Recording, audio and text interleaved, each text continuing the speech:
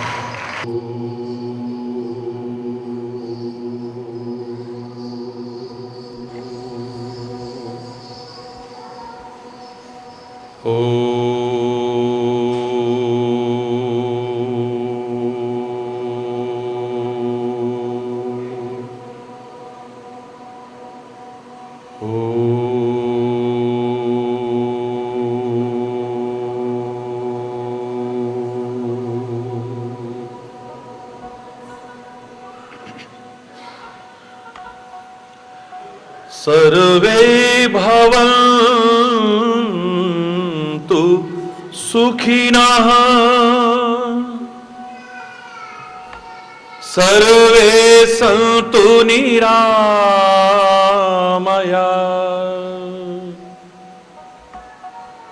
सर्वे भद्राणि पश्यन्तु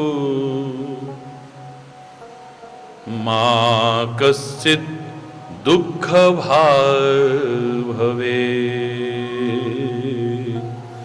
मा कश्चित् दुःखभाग् भवेत्।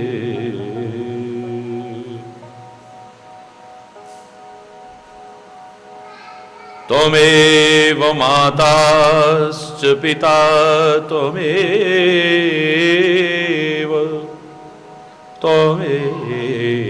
बन्धु च सखा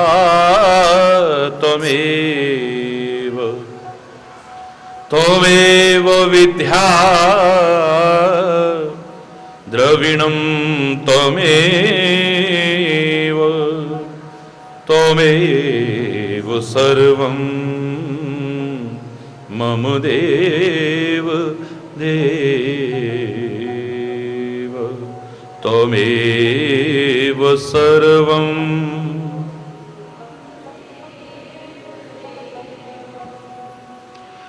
चैतन्य शाश्वतं शान्तं व्योमातीतं निरञ्जनं नादबिन्दुकलातीतं तस्मै श्रीगुरुवे नमः। तस्मै ॐ शान्ति शान्ति शान्ति।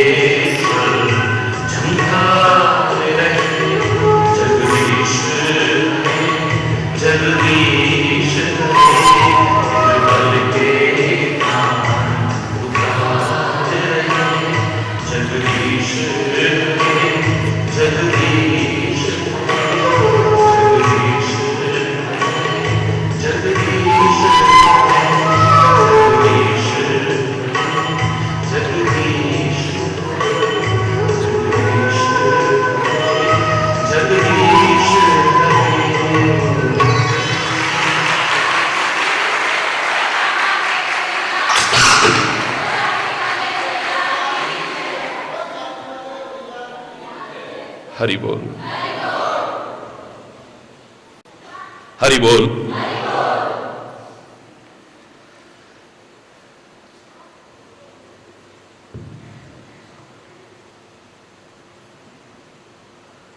कर्मों का फल हम सबको अवश्यमेव भोगना पड़ता है, चाहे वो कर्म अच्छे हों, चाहे वो कर्म बुरे हों,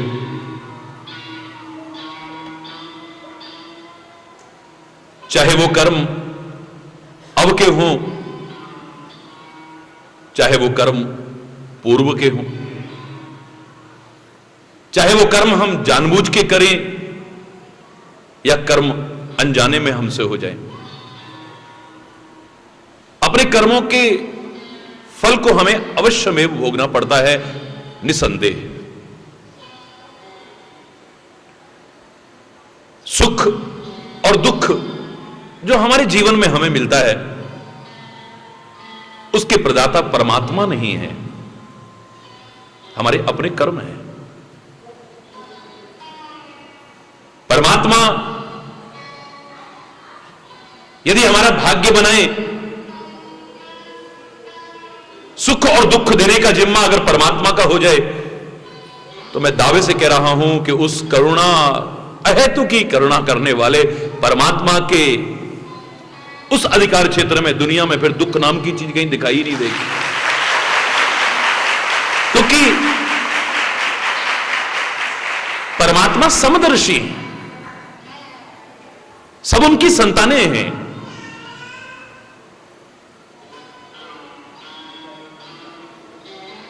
फिर कोई गरीब ना दिखता, कोई अमीर ना दिखता, कोई छोटा बड़ा, ऊंच नीच, साधु असाधु, सज्जन दुर्जन, दुखी सुखी, ये भेदभाव फिर हमें संसार में दिखाई ना देता जो दिख रहा है। किसी के सौभाग्य बने हैं तो किसी के दुर्भाग्य बने हैं। ये भाग्य का, सौभाग्य का, दुर्भाग्य का निर्माता ये मानव स्वयं है, परमात्मा नहीं। हरि बोल। वो भाग्य बनाता तो किसी का बुरा भाग्य न बनाता, कभी नहीं। वो समदर्शी परमात्मा की समदर्शिता पर एक प्रश्न चिन्ह लग जाता। फिर कैसा समदर्शी है ये? हरि बोल। ऐसा भेदभाव फिर क्यों करता है वो?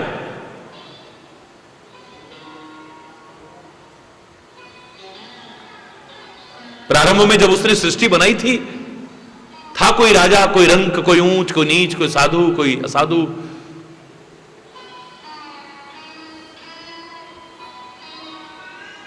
सारे नंगे घूमा करते थे,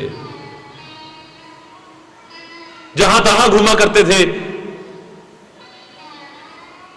सब कुछ उसने पैदा किया इस संसार में, तो कोई फल खाने लगा, शाकाहार करने लगा, कोई पशुओं को मार करके खाने लगा, कोई कच्चा खाने लगा। किसी ने अचानक पत्थर पर पत्थर मारा तो चिंगारी आई, वहां पर लकड़ियां पड़ी थी, आग लग गई, अग्नि का निर्माण शुरू हुआ, भून करके खाने लगा। कोई मेहनत करके लाके खाता था, कोई रास्ते में छीन करके खाने लगा। हरि बोल। परमात्मा की दी बुद्धि, परमात्मा का दिया विवेक, परमात्मा की दी हुई शक्ति और सामर्थ्य का कोई सदुपयोग करने लगा और कोई दुरुपयोग करने लगा। बस यहीं से हमारे सौभाग्य और दुर्भाग्य की शुरुआत हो गई। उसके यहां आज भी कोई अंतर नहीं है, उसके यहां आज भी कोई भेदभाव नहीं है। चक्रवर्ती सम्राट के घर में भी अगर बेटा पैदा हो, बेटी पैदा हो, फुटपाथ पर फटे हाल व्यक्ति के यहां भी बेटा या बेटी पैदा हो, तो आज भी सब नंगे ही आते हैं, और जब जाते हैं तो कोई भी अपने साथ कुछ नहीं ले जाता है। उसका विधान आज भी वही चल रहा है, उसके यहां कोई भेदभाव नहीं। ये जो कुछ मिल रहा है हमें अपने कर्मों का प्रतिफल भोगने को मिल रहा है। हरि बोल। देर सवेर हमें अपने कर्मों का फल एक दिन अवश्य भोगना पड़ता है। अच्छे करते हैं तो अच्छा मिलता है, बुरा करते हैं तो बुरा मिल जाता है।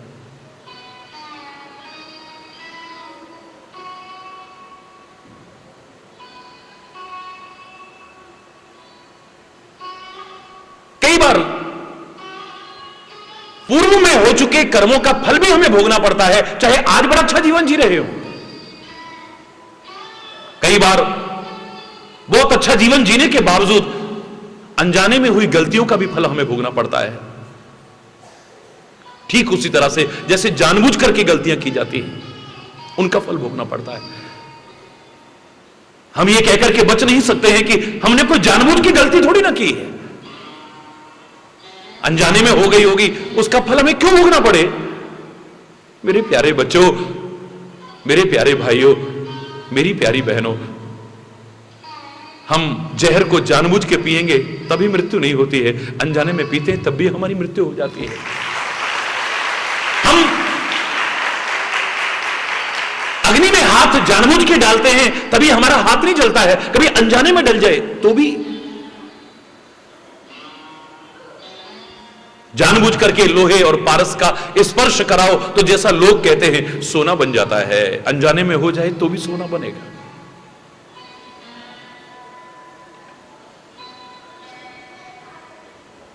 जानबूझ करके गुलाब के बगीचे के आगे से निकलेंगे तभी खुशबू नहीं, अनजाने में निकलेंगे तब भी आएगी हमें। दुर्गंध के ढेर के पास से जानबूझ के निकलेंगे तभी दुर्गंध का एहसास नहीं होगा, अनजाने में निकले तब भी बदबू आएगी हमें। यह आप कह सकते हो कि हमने अनजाने में जो गलतियां की हैं उनका फल जो मजबूर होकर के भोगना पड़ता है, जिनका हमें एहसास भी नहीं। महाराज जी, उनसे कैसे बचे हम? जानबूझ करके तो गलतियां मत करना, जो अनजाने में हो चुकी हैं उनके लिए परमात्मा से क्षमा याचना करना। मेरा परमात्मा क्षमाशील है, कृपा करने वाला है, अहेतु की कृपा करने वाला है। मैं दावे से कह रहा हूं, सच्चे हृदय से, फिर से गलतियों को न दोहराने का संकल्प लेते हुए अगर आप क्षमा याचना करते हो, वो क्षमा न करे ऐसा हो नहीं सकता है। जो हो चुकी है उनके लिए क्षमा याचना करो, आगे न करने का संकल्प लो और प्रार्थना करो परमात्मा से कि हे परमपिता परमात्मा, आगे से जानबूझ करके तो क्या अनजाने में भी हमसे कोई गलती ना हो, ऐसा हमारे विवेक को हमेशा जागृत रखने की कोशिश कीजिए। हमारा विवेक इतना जागृत रहे, हम मन की ही नहीं आत्मा की आवाज को सुन सके, सच्चे महात्माओं की, सदगुरु की आवाज को सुन सके, अपने वेद पुराण ग्रंथों की जो चीख चीख करके हमें मार्गदर्शन दे रहे हैं उनको सुन सके, अपना सके। हम जानबूझ करके तो क्या अनजाने में भी हमसे गलती ना हो। अभी एक जगह पर मैं गया था तो समय बहुत कम था, दिन भर में 8-10 जगह कार्यक्रम था। सारा दिन जानते हैं आप कितना व्यस्त कार्यक्रम रहता है।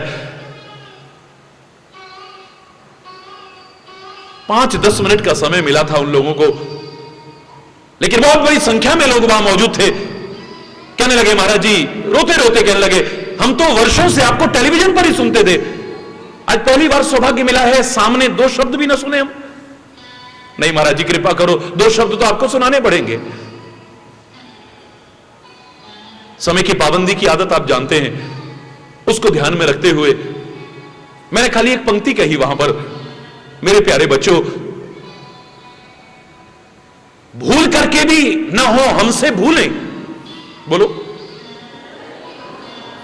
सारे मिलकर के बोलो, भूल करके भी हमसे ना हो भूलें। भूले माने गलतियां। जो आप प्रार्थना करते हो ना, इतनी शक्ति हमें देना दाता, मन का विश्वास कमजोर होना, हम चले नेक रास्ते पे हमसे भूल कर भी कोई भूल होना, इतनी कृपा करना हमसे। एक वाक्य मैंने वहां पर कहा है जिस पर मैं महीनों बोल सकता हूं। मैंने कहा मेरे प्यारे बच्चों, बहस में समय नष्ट नहीं करूंगा कि नहीं अभी नहीं अभी नहीं अभी नहीं, जाना है, इतनी देर में तो मैं बहुत कुछ सुना दूंगा आपको। एक बात याद रखो, बस भूल करके भी हमसे ना हो भूलें, और परमात्मा को हम न भूलें, अभिमान में न फूलें, तो फिर संसार में फले फूले। मैं दावे से कह रहा हूं, आप सब फलना फूलना चाहते हो ना, आप सब सुखी रहना चाहते हो, समृद्ध रहना चाहते हो, खुशहाल रहना चाहते हो। एक सूत्र के रूप में, एक वाक्य में आपको उसका आधार बता रहा हूं। याद रखना, जीवन में जो भूलें हमसे होती हैं, जो गलतियां होती हैं, उन्हीं का प्रतिफल तो हमें दुख रूप में भोगना पड़ता है। हरि बोलना, जानबूझ करके तो क्या, भूल करके भी अगर हमसे भूले ना हो, और परमात्मा को यदि न भूले, तो फिर फले फूले, सुखी रहे हम। कोई संदेह की बात नहीं है इस वाक्य में, किसी प्रकार के संदेह की बात नहीं है। हरि बोलना है। तो परमात्मा से प्रार्थना करें हम कि जानबूझ करके तो गलतियां ना करें, हम जो पहले हो चुके हैं उनके लिए क्षमा याचना करें, उन गलतियों के लिए क्षमा याचना करें और प्रायश्चित करें। और प्रायश्चित, मैंने हमेशा कहा है, किसी भी गलती का प्रायश्चित शरीर को दंड देना नहीं है, तीर्थ यात्रा नहीं है। किसी भी गलती का सबसे बड़ा प्रायश्चित भूखे रहना नहीं है, दान पुण्य करना नहीं है। ये तुम्हारी निगाह में गलतियों के प्रायश्चित होंगे, लेकिन सबसे बड़ा प्रायश्चित किसी भी गलती का हरि चेतन से अगर जानना चाहें, तो जीवन में उस गलती को द्वारा न दोहराने का संकल्प ले लो, रिपीटेशन ना हो, तुम्हारी बड़ी से बड़ी गलती क्षमा हो सकती है। यही सबसे बड़ा प्रायश्चित है कि आज के बाद हम ये गलती नहीं करेंगे।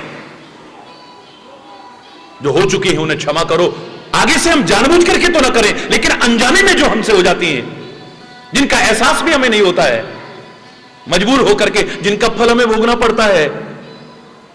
ऐ परमात्मा, आपसे ही प्रार्थना है कि हमारे विवेक को इतना जागृत रखना कि अनजाने में भी हमसे ना हो, भूल करके भी कोई भूल हमसे ना हो जाए।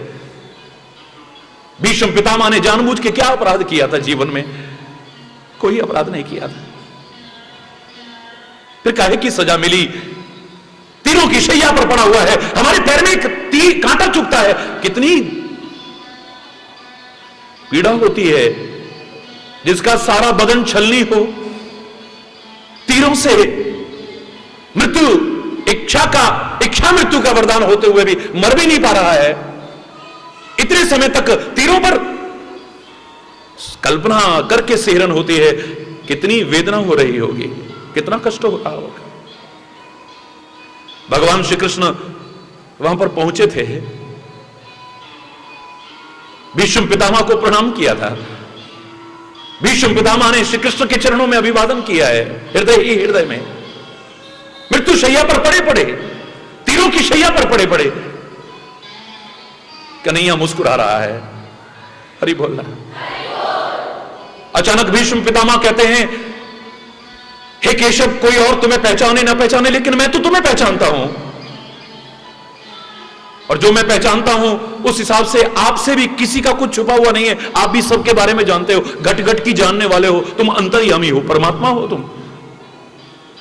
ऐ परमात्मा, मैंने तो सुना था कि अपने कर्मों का फल भोगना पड़ता है, लेकिन ये जो मैं कष्ट झेल रहा हूं, इस मृत्यु शैया पर पड़े पड़े निष्पक्ष अंतरात्मा की आवाज को मैंने सुना है, खूब चिंतन किया है, हर पहलू पर चिंतन किया है, सूक्ष्म आत्मा अन्वेषण किया है, लेकिन मुझे अपना कोई बुरा कर्म नजर नहीं आ रहा है। तो परमात्मा, मुझे किस कर्म की सजा मिल रही है? ये हरि बोलना, जोर से बोलो ना, ये किस कर्म की सजा मुझे मिल रही है? मैंने सुना था तुम्हारे यहां अंधेर नहीं है, लेकिन एक जन्म में नहीं, पिछले 100 जन्मों तक निगाह मैंने दौड़ाई है, मुझे अपना कोई गलत कर्म नजर नहीं आ रहा, तो किस कर्म की सजा मुझे भोगनी पड़ रही है? भगवान कृष्ण थोड़ी देर चुप रहते हैं। बोलो केशव, बोलो, शांत मत रहो, मेरे मन में जो प्रश्न उठ रहा है इसका उत्तर दीजिए। अब मेरे मन में एक शंका आ गई है, उसका समाधान कीजिए। अब मैंने कोई गलती नहीं की, तो फिर किस बात का ये फल भोगना पड़ रहा है? भगवान कृष्ण कहते हैं कि हे पितामह, अगर तुम जानना ही चाहते हो तो मजबूर होकर के मुझे बताना पड़ेगा कि 100 जन्म पिछले तो क्या, तुम्हें जो सजा मिल रही है, ये जो वेदना झेल रहे हो, पीड़ा झेल रहे हो, वो तो इसी कर्म में जो तुमसे गलती हुई है उसका फल भोग रहे हो। नहीं नहीं केशव, नहीं नहीं, मैं सहमत नहीं हूं। मैंने बहुत गहराई से विचार किया है, इस जन्म में तो कोई गलती मुझसे हुई ही नहीं है। केशव कहते हैं एक बार फिर विचार करो। आंखें बंद की भीष्म पितामह ने, फिर अंतरात्मा से विचार करने लगे। कहने लगे केशव, गलत कह रहे हो तुम, सारे जीवन पर निगाह दौड़ा के देखिए, मुझसे कोई अनुचित क्रिया नहीं हुई है, कोई अपराध नहीं हुआ है, कोई गलती नहीं हुई है, मैंने भूल करके भी कोई भूल नहीं की है। पितामह भगवान कृष्ण कहने लगे, हे पितामह, जिस समय द्रौपदी को तीरों के समान चुभने वाले वचन सुनाए जा रहे थे, आप कहां थे उस समय? मैं वहीं था। शक्ति और सामर्थ्य रहते हुए क्या तुमने उसका विरोध किया, प्रतिरोध किया? नहीं। तुम राज्य सिंहासन से बंधे थे। दुर्योधन, शकुनी, दुशासन, इनके बुरे कर्मों से नहीं बंधे हुए थे तुम। तुम्हारे अंदर शक्ति थी, तुम्हारे अंदर सामर्थ्य थी, तुमने मुकाबला क्यों नहीं किया, विरोध क्यों नहीं किया, प्रतिरोध क्यों नहीं किया तुमने?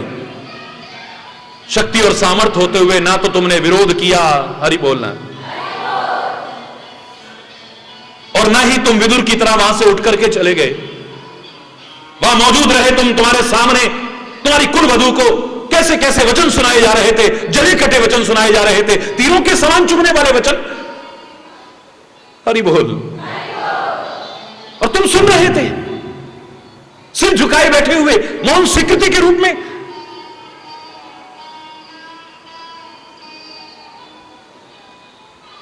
तुम वहां मौजूद थे ना, तो उसके भागीदार बराबर के तुम भी हो, जो करने वाले भागीदार थे तुम भी उसके भागीदार हो, क्योंकि तुम्हारी मौन स्वीकृति है, उसमें मौन सहमति है।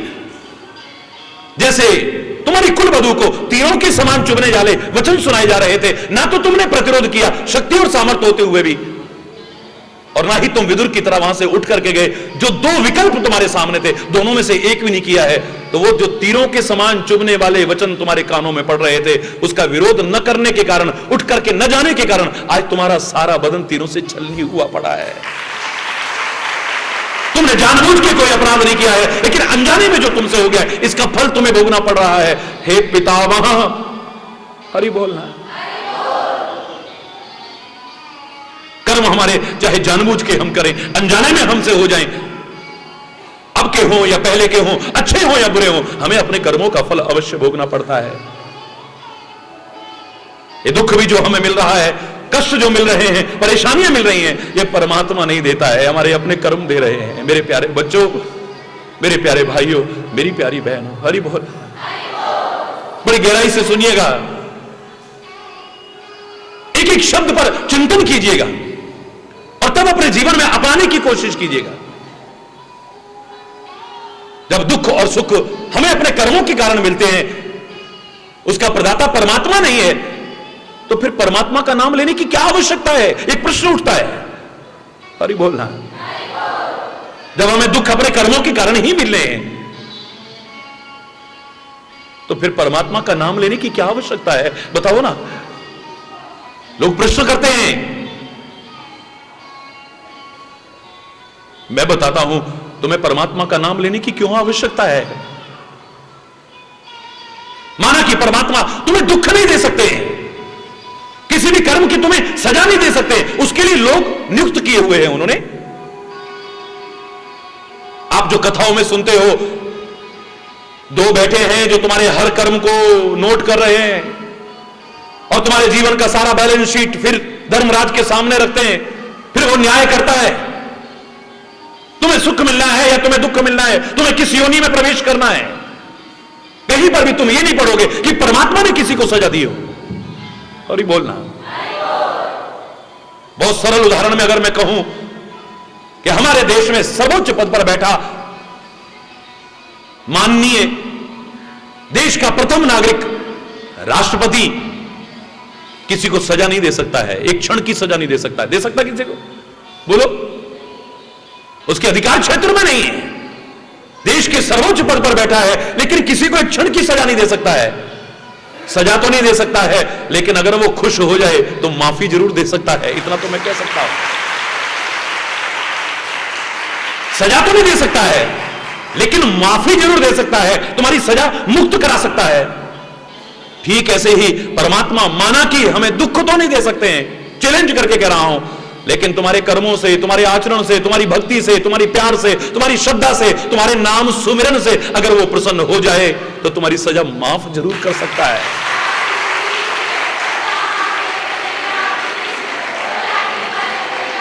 ये तो देश के सर्वोच्च पद पर बैठे व्यक्ति का उदाहरण दिया, लेकिन वो तो सारी सृष्टि के सर्वोच्च पद पर है। भयानाम भयम भीषणम भीषणानाम गति प्राणिनाम पावनम पावनानाम महोच्चय पदानाम नियंत्रत्वमेकम परेशान परम रक्षणम रक्षणानाम। महोच्चय पदानाम, सबसे ऊंचे पद पर बैठा हुआ है, सबसे ऊंचे पद पर, जिसके कारण हम कहते हैं ऊपर वाला। हर कोई कह देता है ऊपर वाला। ऊपर वाले का तात्पर्य नहीं कि कहीं छत में बैठा है या आसमान में बैठा है, वो वहां भी है। अगर सर्वत्र है तो वहां भी है, यहां भी है, वो कहां नहीं है। महोच्चय पदानाम यानी सबसे ऊंचे पद पर प्रतिष्ठापित है, उससे ऊपर और कोई नहीं है। अरे बोलना, वो अपने भक्तों को, अपने प्रेमियों को अपने से ऊपर चाहे रखे, अपने सिरोधारे चाहे करे, बाकी उससे ऊपर दुनिया में और कोई नहीं है। तो वो जो सबसे ऊंचे पद पर प्रतिष्ठापित है, सबसे ऊंचे पद पर प्रतिष्ठापित मेरा वो परमात्मा तुम्हें दुख तो नहीं दे सकता है, लेकिन तुम्हारे दुखों को, जोर से बोलो ना, दुख देने वाला उसे कहीं नहीं लिखा है। दुख हारी जरूर कहा है उसे, दुख हरता जरूर कहा है उसे। अरे बोलना, तो बोलो फिर भगवान का नाम लेना चाहिए कि नहीं? माना कि कर्मों का ही फल मिलना है, तो फिर परमात्मा का नाम लेने की क्या आवश्यकता है? परमात्मा का नाम प्रेम, श्रद्धा, विश्वास के साथ मन से लेते हुए अपना कर्म करेंगे ना, मैं दावे से कह रहा हूं परमात्मा हमसे प्रसन्न होंगे, और वो प्रसन्न होगा तो हमारे दुखों को दूर कर सकता है। हरि बोलना। दूसरा, परमात्मा का नाम क्यों लेना है? अगर अपने कर्मों का ही फल मिलना है तो मैं बताता हूं क्यों लेना है।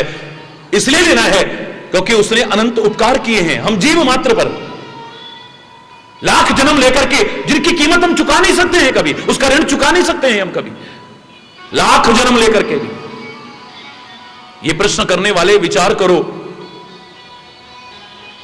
कि एक छोटा सा गिफ्ट हमें कोई दे दे, छोटा सा तोहफा हमें कोई दे दे, छोटा सा उपहार हमें कोई दे, हम उसे थैंक यू बोलते हैं कि नहीं बोलते हैं? धन्यवाद कहते हैं उसे? खाली धन्यवाद नहीं कहते हैं, खाली थैंक यू नहीं कहते हैं। जब तक वो तोहफा रहता है उसको याद भी रखते हैं हम।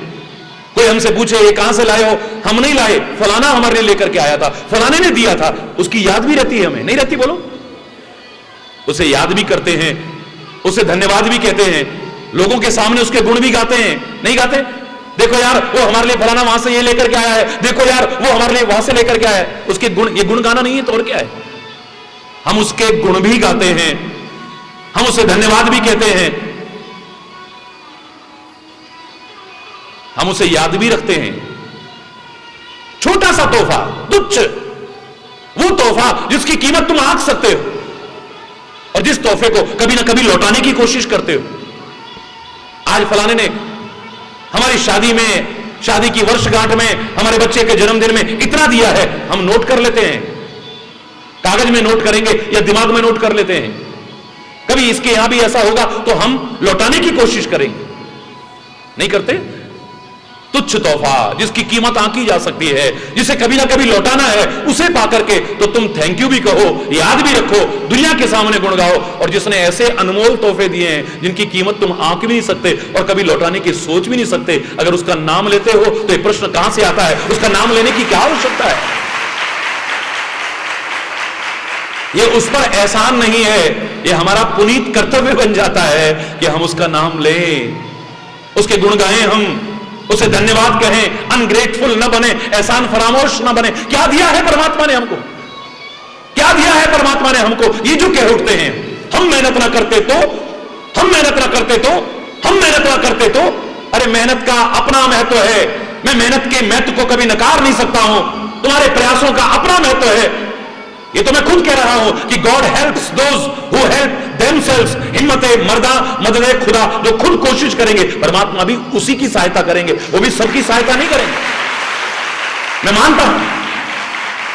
लेकिन हम ना करते तो फसल पकी खड़ी है, साल भर हमने मेहनत की थी, ओला पड़ गया, भगवान ना करे, बारिश हो गई, भगवान ना करे, क्या कहोगे? बोलो ना, क्या मिला? लाखों लाखों रुपए के लीची और आम के बगीचों के ठेके ले लिए थे, अचानक भगवान ना करे ओला पड़ गया, सब बर्बाद हो गया, क्या कर लोगे? बोलो ना, जोर से बोलो ना, कर सकते हो कुछ? है फसल कटी हुई पड़ी है और भगवान ना करे वर्षा हो जाए, क्या कर लोगे? है कर सकते हो कुछ? अभिमान मत करो कि तुम ही कर रहे हो, तुम तो प्रयास करते रहना, अपने कर्म को मत छोड़ना, अपने कर्तव्य का पालन मत छोड़ना, लेकिन परमात्मा का हृदय से स्मरण करते हुए करना, फिर देखो जीवन में क्या आनंद मिलता है। ये तुम्हारा पुनीत कर्तव्य है। उसने जो तोहफे दिए हम उनकी कीमत भी नहीं आंक सकते हैं, आंक सकते हैं? मैंने एक बार कहा था, याद करो, सारी दुनिया के बड़े से बड़े विद्वान को, सारी दुनिया के लोगों को मेरा खुला चैलेंज है, सूर्य से प्रकाश दे रहा है, इसकी कीमत आंक के दिखाओ। हमारे जीवन को बचाने के लिए हवा चला रखी है उसने, एक क्षण को बंद हो जाए हमारा जीवन ही नहीं रहेगा। जो कहते हम ना करते तो क्या करते तुम? हरि बोलना। वो जरा हमारे अंदर से निकल जाता है, फिर क्या कर लोगे तुम? हरि बोलना, जोर से बोलो ना, है क्या कर लोगे? बोलो, कर सकते हो कुछ? नदियां दे रखी हैं, पर्वत दे रखे हैं, ये पृथ्वी दे रखी है, अनमोल नियामतें दे रखी हैं संसार में, जिनकी कीमत तुम आंकने की सोच भी नहीं सकते हो। क्या आंकोगे उसकी? और छोड़ो दुनिया की चीजों को, तुम अपने शरीर की कीमत आंक के दिखा दो। ये मानव शरीर कितने का है? बोलो ना। अरे सारे शरीर को भी छोड़ो, शरीर के एक अंग की कीमत आंक के दिखा दो ना, लौटाना तो बहुत दूर की बात है। ये हाथ कितने का है बताओ ना जरा, प्रकृति का दिया ये प्राकृतिक हाथ कितने का होगा? बोलो। बड़े बड़े विद्वान बैठे हैं दुनिया में जो वैल्यूएट करते हैं, वैल्यूएशन करते हैं, जिनके पास आप जाओ 2 मिनट लगाएंगे, बस बता देंगे ये चीज कितने की होगी। एक फैक्ट्री खरीदनी है, सर कितने की होगी, कितने वर्ग गज में है, कौन से इलाके में है, मशीनें कब की हैं, किस हालत में है, क्या हालत है, ये है वो है, सारा पूछा, डर करके बता दिया इतने की ले लो। ये कार कितने की होगी, कौन सा मॉडल है, कितना चली है, एक्सीडेंट तो नहीं हुआ, ये है फलाना, पूछा पाछा, इतने की है। ये मकान कितने का होगा, कौन से इलाके में है, कितने वर्ग गज का है, बना हुआ कितना है। हरि बोलना, जोर से बोलो ना। तुरंत वैल्यूएट करके बता देंगे कि नहीं, वैल्यूएशन हो जाएगा। दुनिया की हर वस्तु पदार्थ का तुम वैल्यूएशन कर सकते हो, लेकिन मेरा सारी दुनिया को खुला चैलेंज है, एक हाथ की कीमत आंक करके दिखा दो, हरि चैतन्य तुम्हारा गुलाम बन जाएगा। और कहते हो परमात्मा ने क्या दिया है? अरे एक नहीं 2-2 हाथ कृपा करके उसने दिए। सारी दुनिया की दौलत इकट्ठी करके, गुप्त और प्रकट खजाने इकट्ठे करके एक हाथ नहीं ला सकते, उसने 2 हाथ कृपा करके दिए। एक पैर कितने का होगा बोलो ना जरा, है? भगवान न करे किसी का पैर ना हो, या भगवान न करे किसी का न रहे, एक पैर कितने का है बताओ ना जरा। सारी दुनिया की दौलत इकट्ठी करके ऐसा प्राकृतिक पैर नहीं आ सकता है। आ सकता है? तुम कहते हो क्या दिया है? अरे एक नहीं 2-2 पैर उसने कृपा करके दिए हैं। देखो खांचे में फिट की हुई, खांचे में फिट की हुई ये प्राकृतिक आंख कितने की होगी बोलो। किसी की कान की नसें सूख गई है, सुनने की शक्ति खत्म हो गई है, कितने में मिल जाएगी बताओ ना जरा। कोई गूंगा है बताओ ना जरा, बोलने के लिए कितनी कीमत लग जाएगी। बड़े बड़े राजाओं भी उनके इतिहास को उठा करके देखा, गूंगे थे, इतने राजपाट होते हुए, इतनी शक्ति और साधन होते हुए बोलने की शक्ति नहीं ला पाए। हरि बोलना, जोर से बोलना है। विचार करके देखो, भगवान न करे समाज में जब किसी को देखते हैं बड़ा दुख होता है, कई लोगों की किडनियां खराब हो जाती हैं, तो किडनी भी उसी की बनाई हुई कहीं से लेनी है, नकली नहीं बनी अभी। हरी बोलना, बोलो, उसकी बनाई हुई किडनी ही कहीं से लेनी है। उसकी कीमत तो तुम आंक ही नहीं सकते हो, किसी की शक्ति और सामर्थ्य नहीं है। वो किडनी कितने की होगी कोई नहीं आंक सकता है, लेकिन ट्रांसप्लांट करने में, उसके प्रत्यारोपण में 8-10 लाख रुपए खर्च हो जाते हैं। उसके बाद भी मेरी बॉडी उसे एक्सेप्ट करेगी कि नहीं, शरीर स्वीकार करेगा कि नहीं, कोई गारंटी नहीं है मेरे प्यारे बच्चों, कोई गारंटी नहीं है। जिसे फिट करने में 8-10 लाख रुपए लग रहे हो और फिर भी मेरा शरीर स्वीकार करेगा कि नहीं करेगा, विचार करके देखो वो किडनी कितने की होगी, आंक ही नहीं सकते हो। और एक नहीं, कृपा करके 2-2 किडनियां तुम्हें दे रखी और कहते हो क्या दिया है उसने। उसकी दी मशीन में जरा सी खराबी आ जाए, भगवान ना करे, मैं तो कहता हूं सर्वे संतु निरामया, सब स्वस्थ रहें, प्रसन्न रहें, सुखी रहें। लेकिन मैं तो इसका जवाब दे रहा हूं आपको, उसकी दी मशीनरी में जरा सी खराबी आ जाती है, हार्ट में जरा सी खराबी आ जाती है, लाखों लाखों रुपए खर्च होते हैं, उसके बाद भी सामान्य जीवन नहीं है। ये मत खाना, ऐसे मत चलना, ये मत करना, ऐसा नहीं करना, वो नहीं करना। जिसकी मरम्मत में लाखों खर्च होते हो और फिर भी आदमी सामान्य नहीं है, वो मशीनरी कितने की होगी जरा सोचो ना। हरी बोलना है। तुम जो कहते हो कि उसने क्या दिया है, इसलिए कहते हो क्योंकि तुम्हें सहज में सब कुछ मिल गया है। जिन्हें सहज में कुछ भी मिल जाता है ना, उसकी कदर को वो समझ नहीं पाते हैं, कई बार मूर्खतावश। सहज में जो चीज मिल जाती है, हम उसके महत्व को जल्दी से स्वीकार नहीं कर पाते हैं। लोग दूर दूर से लाखों रुपए खर्च करके आते हैं, मार्ग के कष्टों को झेलते हैं, यात्राओं को झेलते हैं, और हिमालय को देखते ही कैमरे चालू हो गए, नाचना शुरू कर, ओ देखो, ओ देखो।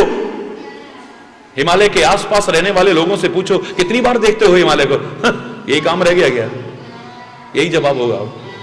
उनको क्या पता है, सहज में मिल गया है। गंगा के किनारे रहने वाले लोगों से पूछो जरा, क्या रोज गंगा जी में नहाते हैं वो लोग? दूर दूर से आ रहे हैं, हजारों हजारों में से गिने चुने लोग निकलेंगे।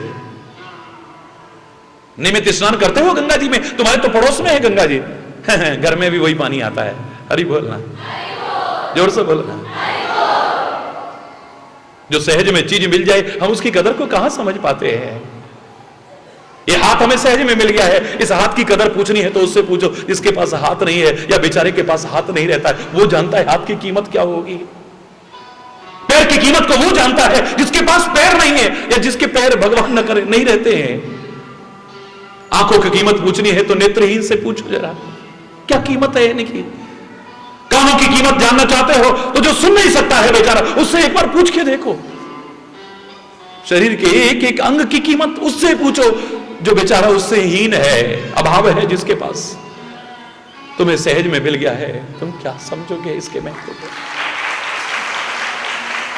अरे अनंत उपकार किए हैं उसने, अनंत उपकार किए हैं। हम उपकारों का बदला तो नहीं चुका सकते हैं, उसकी अनमोल नियामतों की कीमत भी नहीं आंक सकते हैं। कम से कम उसे धन्यवाद तो कह सकते हैं, उसे थैंक यू तो बोल सकते हैं, कृतज्ञता तो ज्ञापित कर सकते हैं।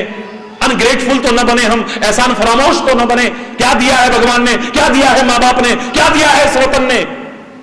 ये जो मूर्खतावश हम कह देते हैं, विचार करेंगे तो इन शब्दों पर खुद शर्मिंदगी होगी हमें। हमारी भारतीय संस्कृति में सर्वाधिक पूजनीय फल अगर माना जाता है, अखंड ऋतु फल माना जाता है, तो मालूम है कौन सा? नारियल। किसको मानते हैं? जोर से बोलो ना। नारियल को मानते हैं। कोई भी यज्ञ का कार्य अधूरा है अगर वहां पर नारियल स्थापित न हो तो। क्यों? क्यों?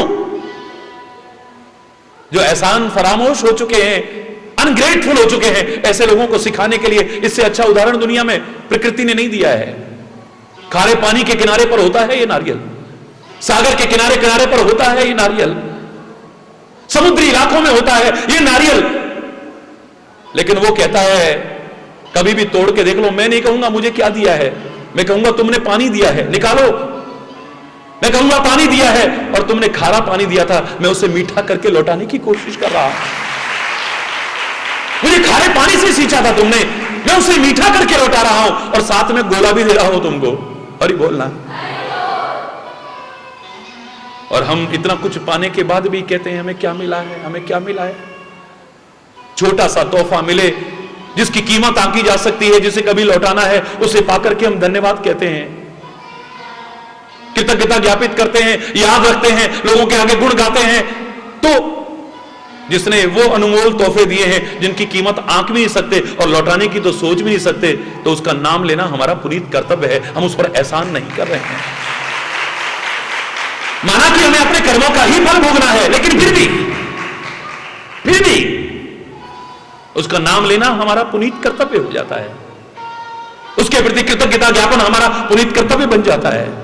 उसे धन्यवाद कहना हमारा पुनीत कर्तव्य बन जाता है। नहीं बनता? बोलो। इसलिए परमात्मा का नाम लेना है।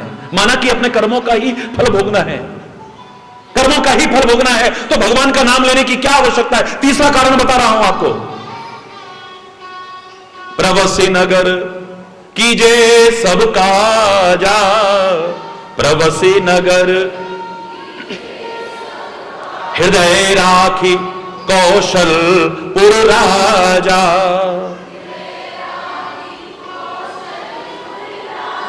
हृदय से परमात्मा का स्मरण करते हुए अपने कर्तव्य का पालन करो। यही हमारे महापुरुषों ने सिखाया है। महामनुस्मर युद्ध च, मेरा स्मरण करते हुए जो युद्ध तेरा कर्तव्य है अर्जुन, उसे करो। ये केशव सिखा रहे हैं। खाली जबान से नहीं, हृदय से परमात्मा का नाम लेते हुए अपना कर्म करो।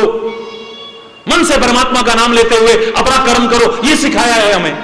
क्या हो जाएगा इससे? बोलो। हम खाली जबान से अगर भगवान का नाम लेंगे ना, हमसे गलत कर्म हो जाएगा। हरि बोलना। खाली जबान से अगर भगवान का नाम लेंगे, हमसे कोई गलत कर्म हो सकता है। तभी कहावत बनी है, मुंह में राम, जोर से बोलो ना, मुंह में राम लेकिन दिल में राम, बगल में छुरी। ना ये कहावत बनी थी, ना बन रही है, और चैलेंज करके कहता हूं दुनिया में कभी बन भी नहीं पाएगी। क्यों नहीं बन पाएगी? क्योंकि जो खाली जबान से परमात्मा का नाम लेते हैं, उनसे गलत कर्म होने की संभावना हो सकती है। होंगे, मैं नहीं कह रहा, लेकिन जो दिल से परमात्मा का नाम लेंगे, गलत कर्म होने की संभावना भी वहां पर नहीं रहेगी। अब विचार करो, मैं आप पर सौंपता हूं, आप विचार करो, गेंद आपके पाले में डालता हूं। आप खुद विचार करके देखो कि जब हम दिल से परमात्मा का नाम लेंगे और अपना कर्तव्य का पालन करेंगे, माना कि कर्मों का ही फल भोगना है, लेकिन दिल से भगवान का नाम भी लेते रहे, तो गलत कर्म नहीं होगा। जब गलत कर्म नहीं होगा तो फल काहे का बुरा भोगना पड़ेगा हमें? बोलो ना। दुख हमें बुरे कर्मों के कारण तो भोगने पड़ रहे थे ना, कष्ट हमें बुरे कर्मों के कारण तो भोगने पड़ रहे थे ना। जब दिल से प्रभु का नाम लिया, गलत कर्म होने की संभावना नहीं। जब गलत होगा नहीं तो दुखों से बच जाएंगे कि नहीं बच जाएंगे? इसलिए कर्म करते हुए भी परमात्मा का हृदय से नाम लेना है।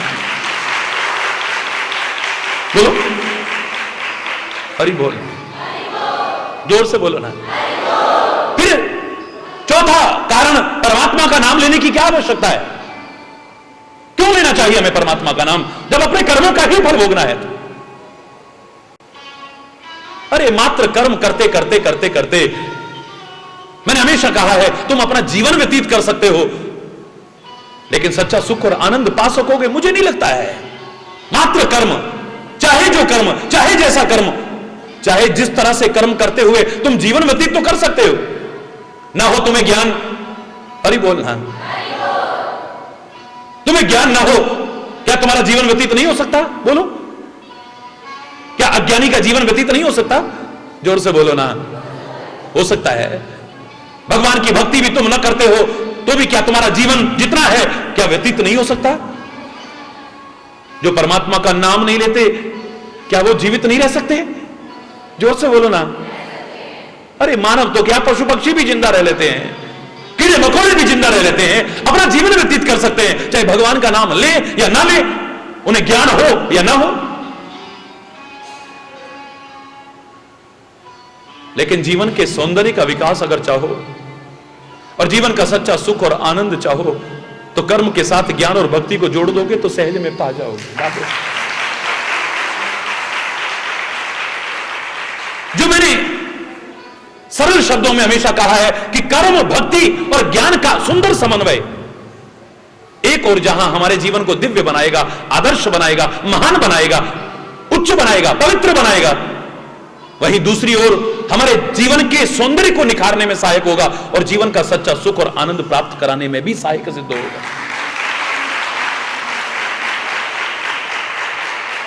सरल से सरल शब्दों में जिसे मैं कह सकता हूं कि मेरी आंखें न होती तो क्या मैं जीवित नहीं रह सकता था? हरि बोलना। मेरी आंखें ना होती मैं जीवित रह सकता था, मेरे कान ना होते मैं जीवित रह सकता था, मेरी आंख और कान दोनों ना होते, खाली मुख होता तो भी जीवित तो रह सकता था, लेकिन चेहरे का सौंदर्य और जीवन का आनंद इन तीनों के रहते जो उठा सकता हूं, खाली मुख के द्वारा नहीं उठा सकता हूं। मेरी आंखें ना होती मैं जीवित रह सकता हूं, मेरे कान ना हो मैं जीवित रह सकता हूं, मेरे आंख और कान दोनों ना हो, मुख हो खाली, इसलिए मुख को प्रधान कह सकता हूं। जैसे कहा है कर्म प्रधान विश्व रचि राखा।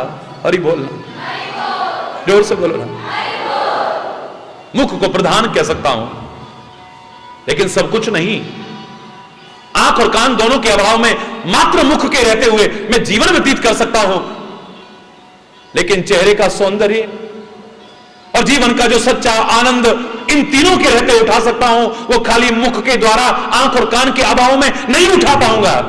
ऐसे ही चाहे जो कर्म, चाहे जैसा कर्म, चाहे जहां कर्म करता हुआ अपना जीवन तो व्यतीत कर सकता हूं, चाहे ज्ञान रूपी आंखें ना हो, चाहे भक्ति रूपी कान ना हो, चाहे भक्ति और कान रूपी आंख और भक्ति और ज्ञान रूपी आंख और कान दोनों ना हो, खाली कर्म रूपी मुख हो, तो कर्म करता हुआ जीवन तो व्यतीत कर सकता हूं, लेकिन जीवन के सौंदर्य को निखार नहीं सकता और जीवन का सच्चा सुख और आनंद जो इन तीनों के रहते उठा सकता हूं, मात्र कर्म के द्वारा नहीं उठा सकता हूं।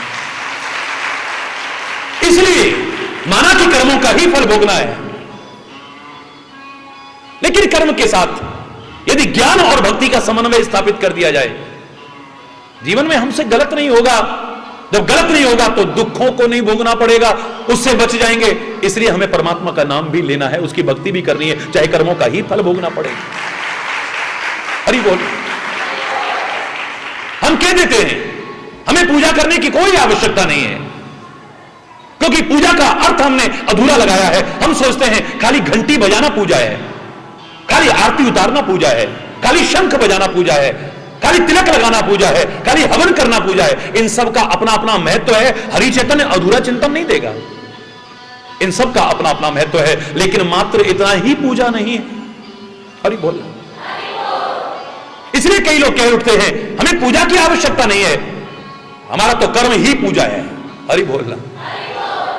कई लोग क्या, अधिकांश लोग यही कहते हैं कर्म ही। हरि चैतन्य यहां भी पूरी तरह से न बचपन से सहमत था, न है, न आगे रहेगा कि हर कर्म पूजा बन जाए। मैं नहीं मानता हूं। अगर ज्ञान और भक्ति का समन्वय स्थापित करो कर्म के साथ, तो तुम जो कर्म कर रहे हो वो पूजा हो सकता है, वरना हर कर्म पूजा कहलाने का अधिकारी नहीं हो सकता है। मैं सिद्ध कर सकता हूं। आप स्वयं अगर अपने अंतरात्मा से विचार करो, मस्तिष्क से चिंतन करो, परमात्मा ने बुद्धि और विवेक दिया है, विचार करो, तुम्हें पता लग जाएगा कि हर कर्म पूजा कहलाने का अधिकारी नहीं हो सकता है। एक डॉक्टर दुकान पर, क्लिनिक पर या हॉस्पिटल में बैठा अपना काम कर रहा है, डॉक्टर का, डॉक्टरी का पेशा क्या कर्म नहीं है? बोलो ना, जोर से बोलो, है ना? लेकिन वो डॉक्टर जिसे भगवान का रूप समझा जाए, अगर वो थोड़े से लालच के पीछे ऑपरेशन के बहाने किडनियां निकालने लगे, जैसा हो रहा है,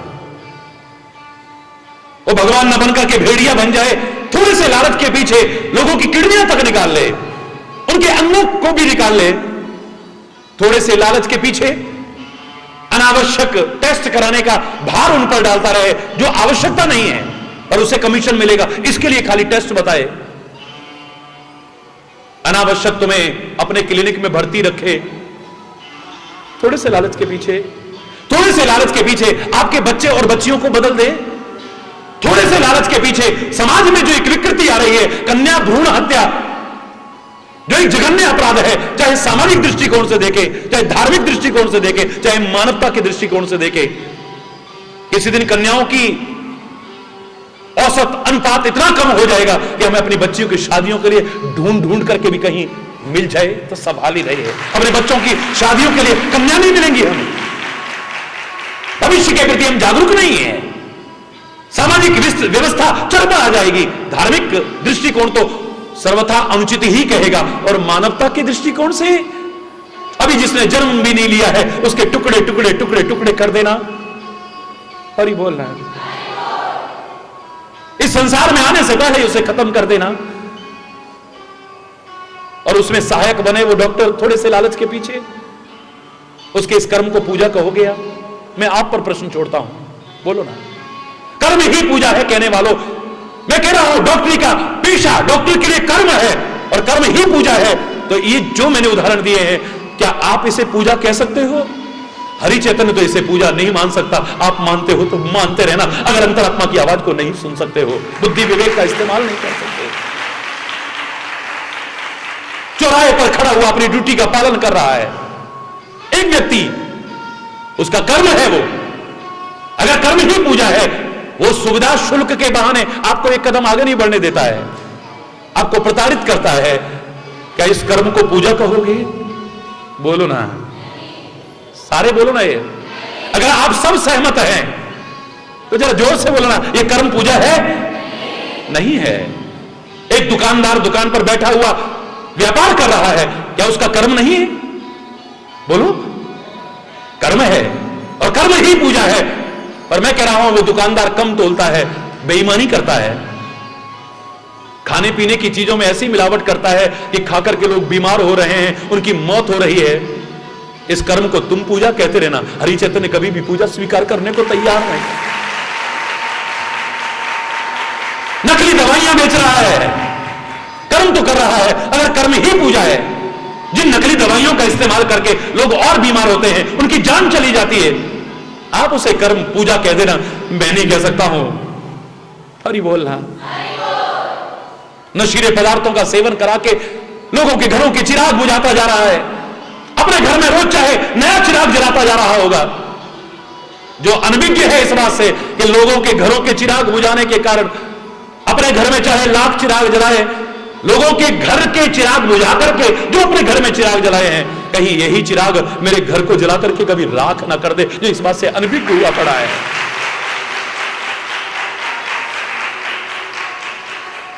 अगर मैं ये कह दूं कि अगर दिल किसी का दुखाया ना होता, जमाने ने तुझको सताया ना होता, ना आते तेरी आंख में आज आंसू, किसी हंसते को गर रुलाया ना होता, न चुभता तेरे पांव में आज कांटा, जो नश्तर किसी को चुभाया न होता, न घर में अंधेरा तेरे आज होता, जो दीपक किसी का बुझाया न हो। लोगों के घरों के चिराग नकली दवाइयां दे दे करके या नशीले पदार्थों का सेवन करा के बुझाता जा रहा है। कर्म तो कर रहा है। तुम्हारी निगाह में यह कर्म पूजा हो सकता है, हरि चैतन्य की निगाह में कर्म पूजा नहीं है। बोलो, इस कर्म को पूजा कहोगे तुम? अरे कर्म ही पूजा है।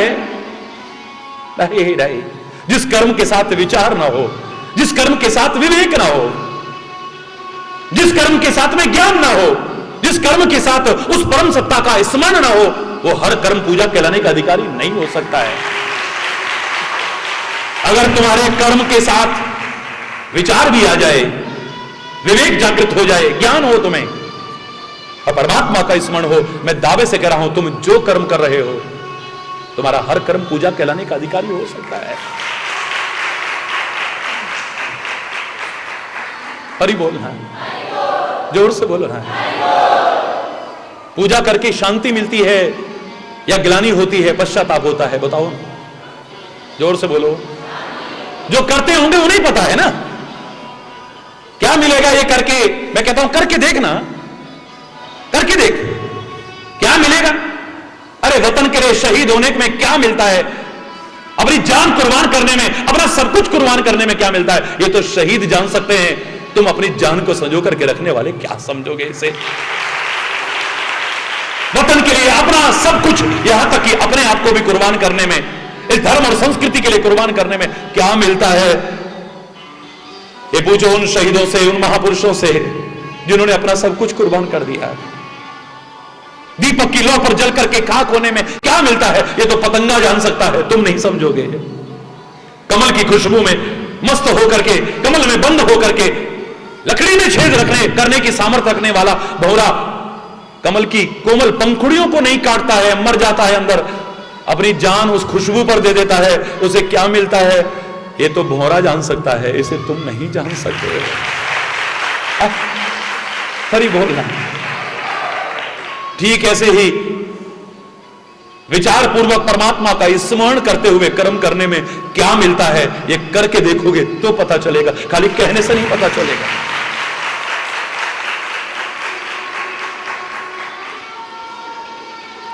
अरे बोलना, जोर से बोलना। कभी विचार करके देखो, इसे विचार करके देखो। मैं कह रहा हूं कर्म ही पूजा है। अगर इतना कहो तो जिस कर्म के साथ विचार ना हो, विवेक ना हो, ज्ञान ना हो, उस कर्म को करके आप ही कहा करते हो, बिना विचारे जो करे सो पाछे पछताए। सारे बोलो ना, सबको आता है ये। बिना विचारे जो करे सो पाछे पछताए। काम बिगाड़े आपनो और जग में होत हसाए।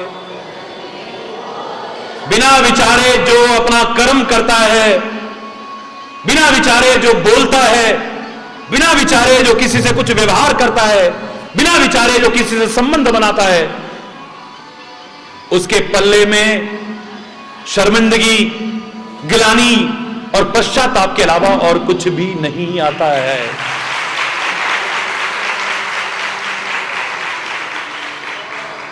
और जो विचार करके बोलता है, विचार करके व्यवहार करता है, विचार करके किसी से संबंध बनाता है और विचार पूर्वक कर्म करता है, उसके जीवन में सफलता उसके कदम अवश्य चूमती है। हरि बोलना। तो कर्म ही पूजा है, यह अधूरा चिंतन होगा। कर्म भी पूजा बन सकता है यदि उसके साथ ज्ञान और भक्ति का समन्वय स्थापित हो जाए। यह मैं दावे से सिद्ध कर सकता हूं और सारी दुनिया जो थोड़ा सा भी बुद्धि रखती है, थोड़ा विवेक रखती है, इसे सहज में स्वीकार करने को तैयार होगा। तो कर्म करते हुए भी परमात्मा का नाम और विचार आवश्यक है या नहीं? बोलो, जोर से बोलो ना, और जोर से बोलो ना। मात्र मुख के द्वारा जिंदा मैं रह सकता हूं, आंख और कान दोनों ना हो तो भी, लेकिन चेहरे का सौंदर्य और जीवन का आनंद नहीं उठा पाऊंगा। मात्र कर्म करते हुए मैं जीवन व्यतीत कर लूंगा, जितनी मेरी जिंदगी है काट लूंगा, गले पड़े ढोल की तरह बजा लूंगा, जैसे तैसे, लेकिन जीवन का सौंदर्य विकसित नहीं कर सकता हूं।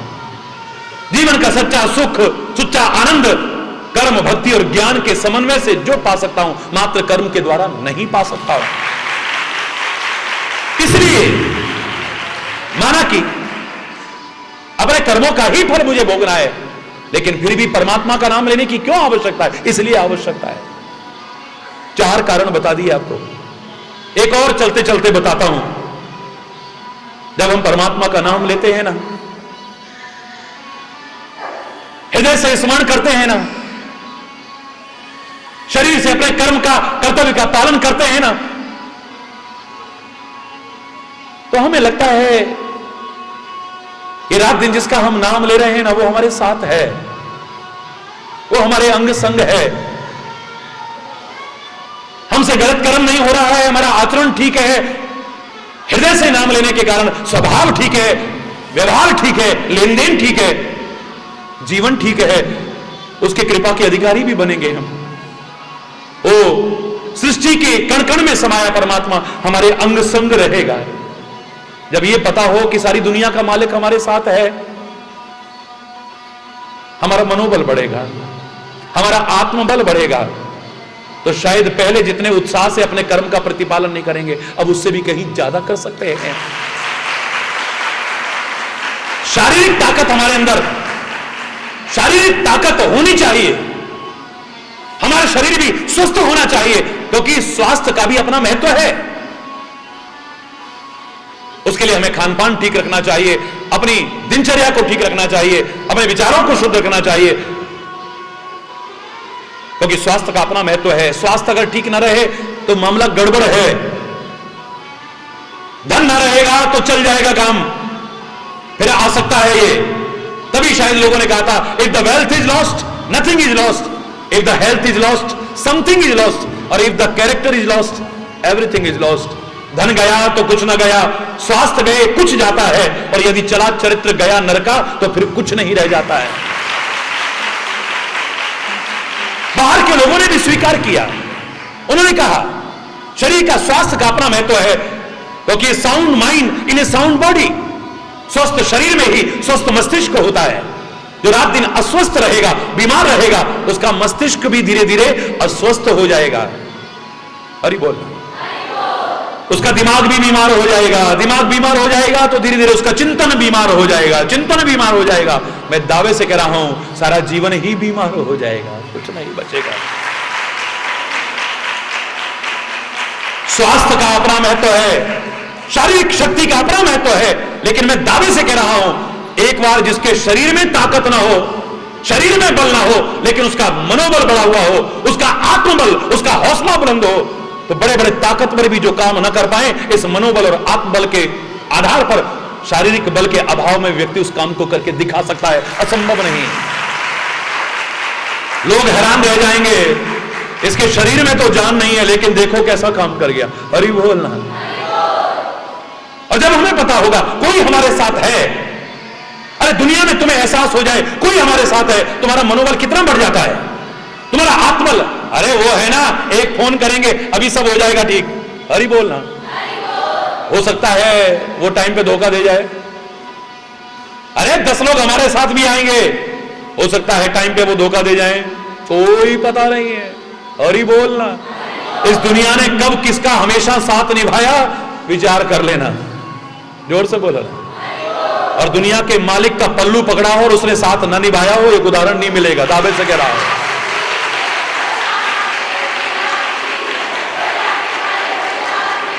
जिसने अपने सदगुरु का सहारा लिया है, अपने परमात्मा का सहारा लिया है, ये दुनिया के सहारा बन पाए ना बन पाए, लेकिन वो अंत में निराश होकर के भी उसकी शरण में आ जाए तो उसका सहारा मिलता है। आखिर में हार के दुनिया वालों के पास जाते हैं ना तो ताने मिलते हैं, सहारा नहीं मिलता है। जाओ ना वहीं पे, पहले तो वहां जाते थे, अब आए हो हमारे पास जब हमारी जरूरत पड़ी है, तो अब क्या करने आए हो यहां, जाओ वहीं जाओ जाओ। ताने मिलेंगे, तिरस्कार मिलेगा, उपेक्षा मिलेगी, अपमान मिलेगा, सहारा नहीं मिलेगा। लेकिन संत, गुरु और परमात्मा जिनके दर की तुम्हें कभी याद भी नहीं आई, दुनिया में मस्त रहे, आखिर में हार के भी जाओगे, वो तुम्हें गले में लगाएंगे, तुम्हें प्यार देंगे, तुम्हें दुलार देंगे, तुम्हें सत्कार देंगे और तुम्हें सहारा देंगे। तुम्हें लगेगा कि कोई है हमारा। दुनियादारी में कोई तुम्हें पता हो कि तुम्हारा अपना है, तुम्हारे पीछे कोई है, तुम्हारे हौसले बुलंद हो जाते हैं, नहीं होते? बोलो, ये धोखा दे सकते हैं, लेकिन परमात्मा और सदगुरु हमारा है, हमारे साथ है, ये आते ही तुम्हारा हौसला इतना बुलंद होगा कि अपने कर्तव्य पथ पर और भी कर्मठता से आगे बढ़ जाओगे। तुम घबराओगे नहीं इस जीवन संग्राम में। एक हौसला बढ़ेगा तुम्हारा, एक मनोबल बढ़ेगा तुम्हारा, आत्मबल बढ़ेगा तुम्हारा, सेल्फ कॉन्फिडेंस बढ़ेगा तुम्हारा, आत्मविश्वास बढ़ेगा तुम्हारा। दुनिया को कोई और बल काम आए ना आए, लेकिन वो हरि बोलना।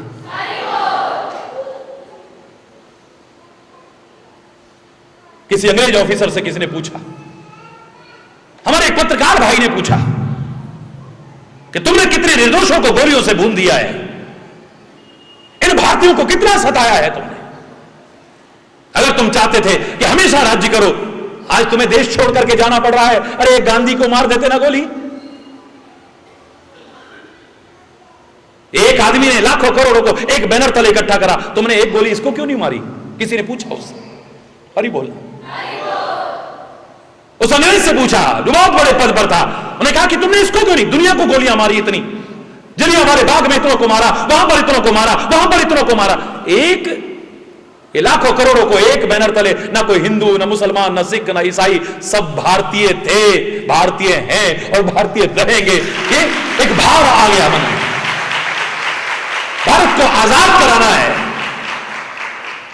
अंग्रेजों के चंगुल से छुड़ाना है, इनकी गुलामी से मुक्त कराना है, ये संकल्प सबके मन में उभर आया। एक ऐसे व्यक्ति के, उस अंग्रेज ऑफिसर के शब्द सुनो, वो मालूम है क्या कहता है? हमने समझा ही नहीं था कि ढाई हड्डी वाला इतना बड़ा काम कर जाएगा। शारीरिक बल हो ना हो, लेकिन मनोबल और आत्मबल हो तो असंभव को संभव करके दिखा सकते हो, कठिन को सरल करके दिखा सकते हो। यह उदाहरण भी बता रहा है। वो अंग्रेज ऑफिसर कहता हमें नहीं पता था ये ढाई हड्डी वाला इतना बड़ा काम कर जाएगा। बड़े बड़े ताकतवर भी जिसे काम ना कर सके, जिस काम को ना कर सके, जिसका मनोबल बढ़ा हुआ है, जिसका आत्मबल बढ़ा हुआ है, जिसके अंदर सेल्फ कॉन्फिडेंस है, आत्मविश्वास है, वो असंभव को संभव करके दिखा सकता है, कठिन को सरल करके दिखा सकता है। तुम्हारे शरीर में कितनी भी ताकत हो, प्रैक्टिकल उदाहरण, आपका बीता हुआ उदाहरण दे रहा हूं, शरीर में कितनी भी ताकत हो, लेकिन तुम्हारा मनोबल गिरा हुआ है। कोई कहे कि चलो महाराज जी आए हैं, यार आज मन नहीं कर रहा, हरि बोल। इतना ताकतवर हट्टा कट्ठा जो यूं रहता था, यार मन नहीं कर रहा आज। अगर मन नहीं कर रहा है, तुम्हारे कदम उठेंगे बोलो? और एक ऐसा भी है जिसके शरीर में जान नहीं है, महीनों से बेचारा चारपाई से पड़ा पड़ा बस महाराज जी के टीवी पे प्रवचन सुन रहा था। किसी ने कहा आज तो महाराज जी जिनके तुम रोज सुनते हो यहीं पर आ रहे हैं, शरीर में बिल्कुल जान नहीं है, हिलता डुलता भी नहीं है, मलमूत्र भी उस बिस्तर पर ही त्याग करता है। इतनी सी जान नहीं है, लेकिन हाय मेरा मन कर रहा है कि एक बार सामने दर्शन कर लूं महाराज जी के। बेटा मुझे ले चलो, बेटा बेटा मुझे ले चलो, बेटा। पापा जी आप नहीं चल, बेटा एक जना इधर से पकड़ो, एक इधर से पकड़े, एक इधर से पकड़ा है, और चाहे बिल्कुल हिलडुल भी नहीं पा रहा है, डगमगाता डगमगाता डगमगाता आकर के यहां पहुंचने को तैयार हो जाएगा, क्योंकि मनोबल हो रहा है, मन कर रहा है, शरीर में ताकत नहीं है। मानता हूं नहीं, मुझे करना है। अंग्रेजों से मुकाबला करने की सामर्थ्य उमंगल पांडे वगैरह में कहां थी? कहां इतने सारे और कहां इतने सारे, कहां निहत्ते और कितने अस्त्र शस्त्र वाले?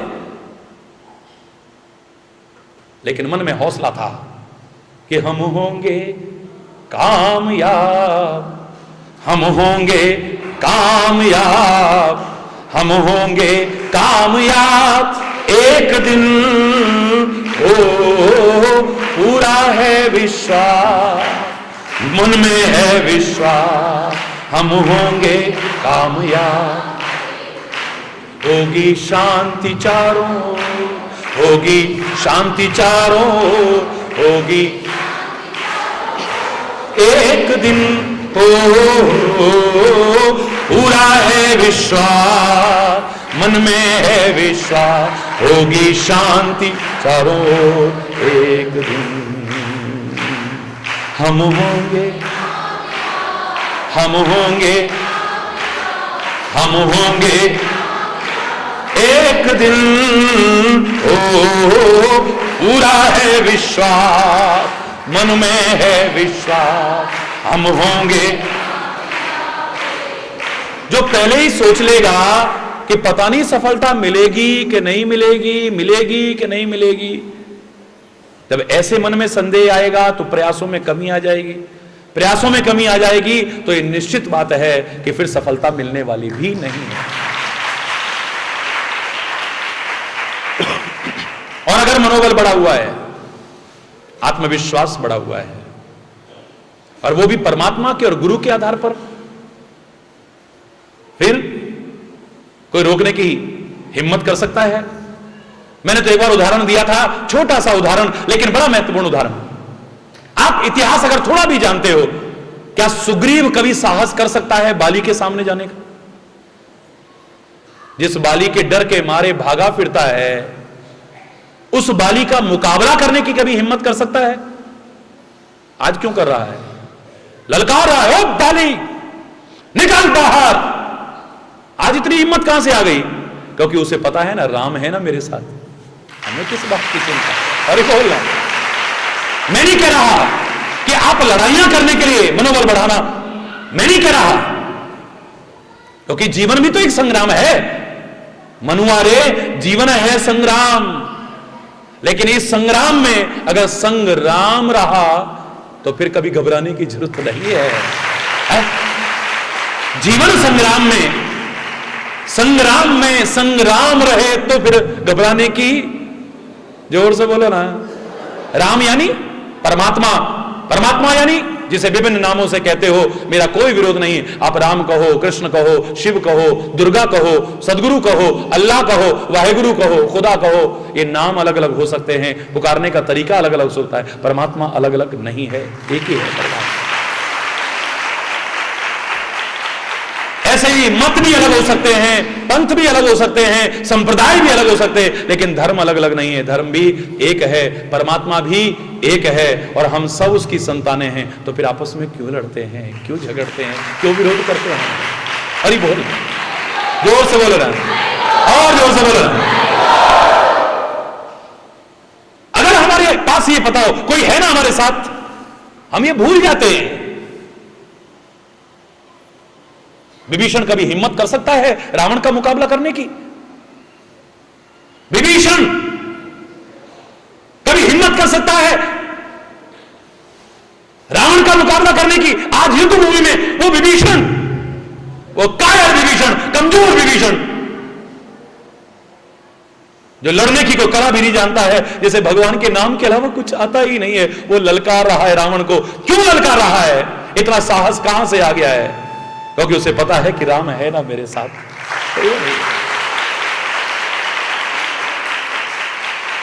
जैसे ये पता हो कि परमात्मा है ना मेरे साथ, मेरा सदगुरु है ना मेरे साथ, हमें किस बात की चिंता? हमारे हैं श्री गुरुदेव, हमें किस बात की? हमारे हमें किस बात की? चरण में रख दिया जब सर, हमें किस बात? चरण में हमें न खाने की, न पीने की, न जीने की, न मरने की, न जीने। मेरे स्वामी को रहती है मेरी हर बात की चिंता। मेरे सारे बोलो,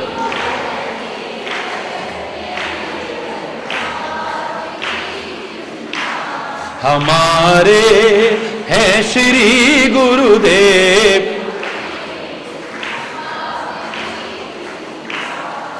किया करते हो तुम दिन रात, अरे किस बात की चिंता?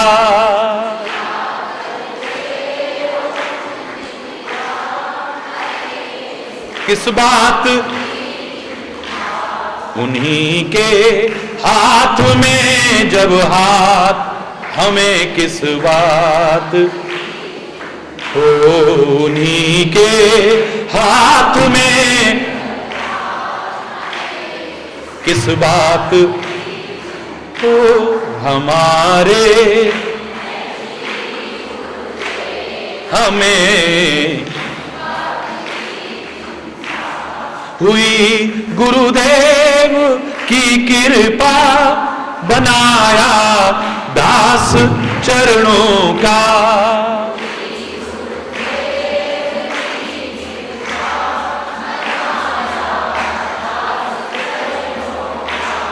रहे हर श्वास में हरि जी तुम्हारे नाम की चिंता रहे हर।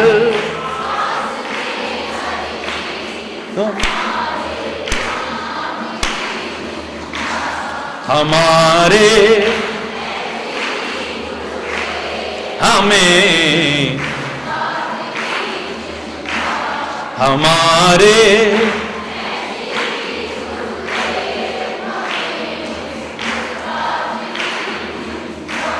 मिली खुशियां हमें तुमसे हरि में, और क्या मांगूं।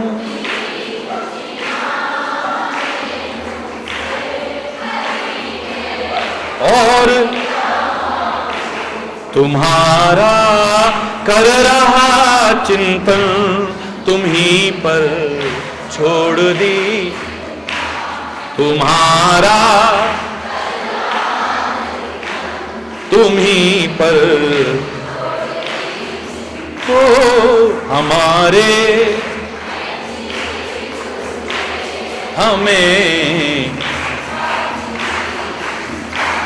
हमें किस बात की चिंता, हमें किस बात की चिंता।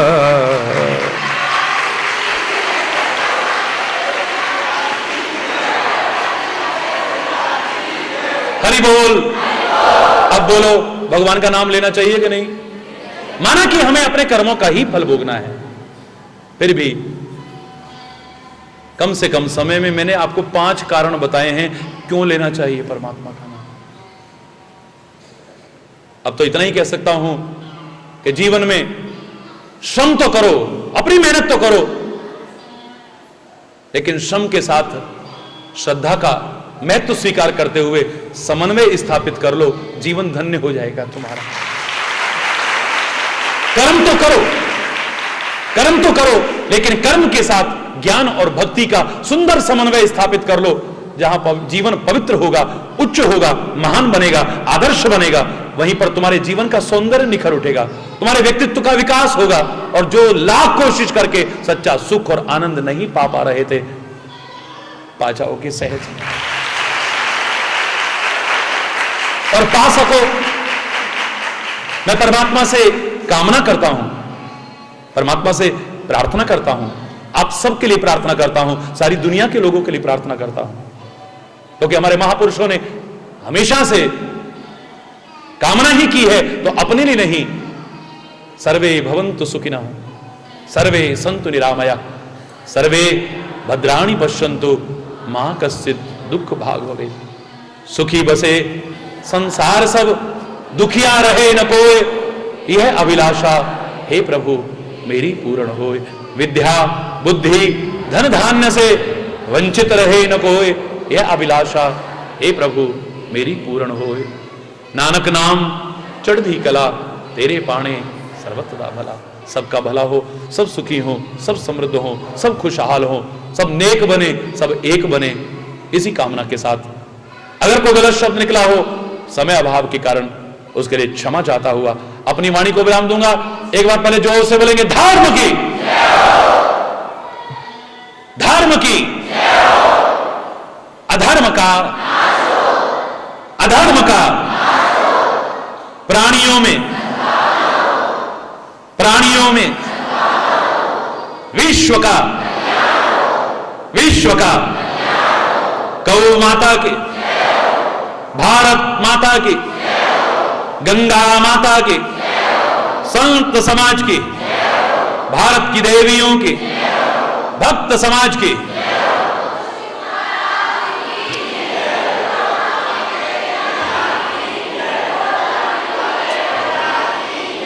बोलो वृंदावन बिहारी जय जय श्री राधे, जय जय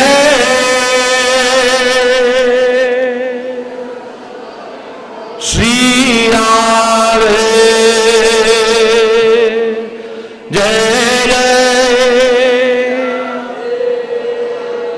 श्री राधे।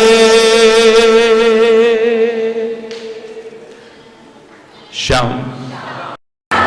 अब तक तो निभाया है, आगे भी निभा देना भगवान। हाँ भगवान, संभव है झंझटों में हम तुमको भूल जाएं, संभव है झंझटों में हम तुमको भूल जाएं, संभव है झंझटों में हम तुमको भूल जाएं, पर नाथ कृपा करके, पर नाथ कृपा करके हमको ना भुला देना भगवान मेरी नैया, भगवान मेरी नैया। अब तक तो निभाया है, अब तक तो निभाया है, आगे भी निभा देना।